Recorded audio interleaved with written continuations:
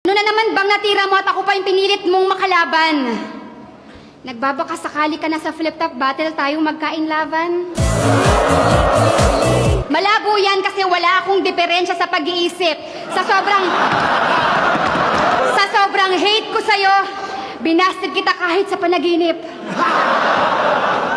Ikaw naman kasi ganyan na nga itsura mo, choosy ka pang kolokoy ka.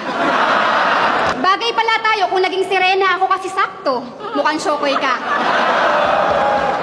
Isa kang uri ng laman dagat pero mukha kang laman lupa. Kung ikaw lang ang magiging syota, mag-aalaga na lang ako ng tuta.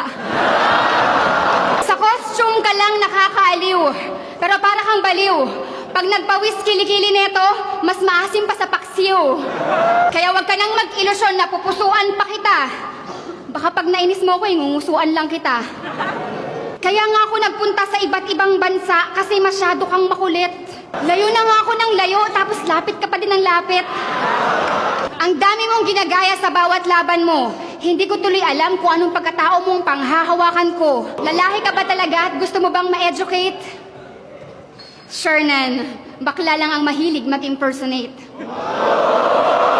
Dati nakitang hinahangaan kaya ngayon flattered ako. Bihira na yung ganitong kalaban, mukhang endangered na to. Ang daming views na mga video mo. Hot topic. Lagi kitang pinapanood dati sa National Geographic. Pero sa klase, nakakatulong yung mukha mo. Picture mo pinapakita pag evolusyon ng tao. Hindi ako papayag sa'yo kahit na makipagbeso-beso kasi delikado sa mukha mo, mukhang gadgaran ng keso. Ang ganyang mukha kasi madaling ilaglag. Ang galing ng mukha mo no? Hugis bigas na buhaghag. Sa akin, talagang maraming nagbago simula nung ako'y nagmahal na saktan gumanda. Ikaw, nagmahal na saktan pumogi? Saan banda? Aminin ko, hindi ako kagandahan. Pero hindi din naman ako pangit. Ikaw.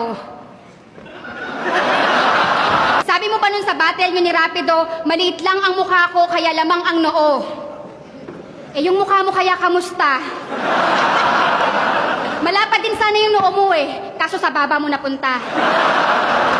Kasi kung magpo-callboy ka naman, siguradong wala kang kikitain. Baka nga yung bading ikaw pasingilin pagkatapos kang gamitin.